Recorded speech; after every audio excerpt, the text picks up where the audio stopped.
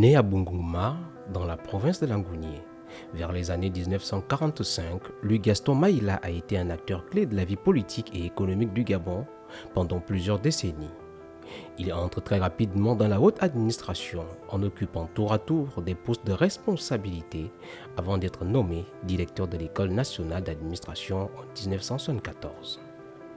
Proche de feu Omar Bongo Ndimba, il devient conseiller personnel adjoint du président en 1974, puis directeur de cabinet en 1975. Sa carrière ministérielle débute en 1976, de la télécommunication à l'éducation nationale, en passant par le travail. Ministre influent jusqu'en 1992, il quitte ensuite le gouvernement pour fonder le Parti de l'Unité du Peuple qui finira par soutenir la candidature de feu Omar Bongo lors de la présidentielle de 1993. C'était un ami, un frère. Nous avons beaucoup travaillé ensemble, en politique, au gouvernement, un peu partout. Et on s'entendait bien. Nous avons appartenu au même gouvernement, à plusieurs gouvernements, et surtout au début des années 1990, après le retour à la démocratie, pour des raisons diverses, c'est retrouvé que chacun d'entre nous a démissionné du Parti démocratique gabonais. Et fin 2002, début 2003, nous avons décidé de fusionner à la demande du président Omar Bongo, nos partis, le MCD et le PDG. Nous avons fusionné. Début 2003, le président Omar Bongo nous a chargé chacun de préparer le congrès, le grand congrès, qui s'appelait le congrès de la refondation. Nous avons préparé longuement et minutieusement, de manière très politique et professionnelle.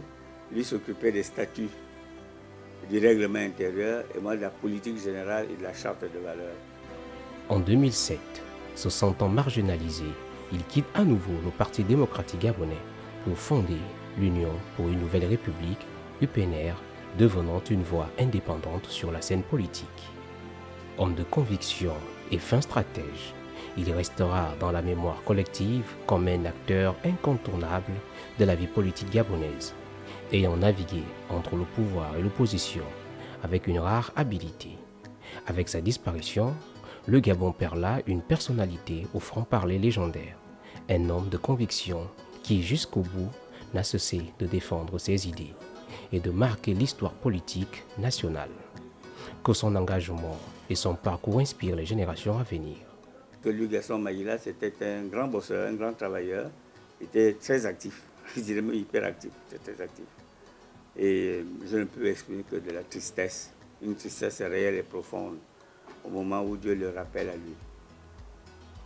Je présente mes sincères condoléances à la famille, aux épouses, aux enfants. Je connais quelques-uns d'entre eux, à tous ses parents de Libreville, Port-Gentil, Fogamou, Yombi, Nsamba Magoti, et à tous ces militants de l'UPNR, son parti politique, parce qu'après le peuple, il a créé l'UPNR, son parti politique.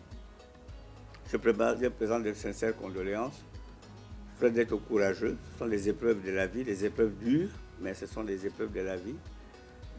Patriarche respecté, Louis Gaston Maïla laisse derrière lui une grande famille éplorée, marquée par son amour et son sens du devoir. Homme de conviction et de stratégie, il a su traverser les époques avec une influence indéniable. Son héritage dépasse la politique, il restera dans les mémoires comme un père, un guide et un bâtisseur dont l'engagement pour son pays et les siens ne s'est jamais démenti.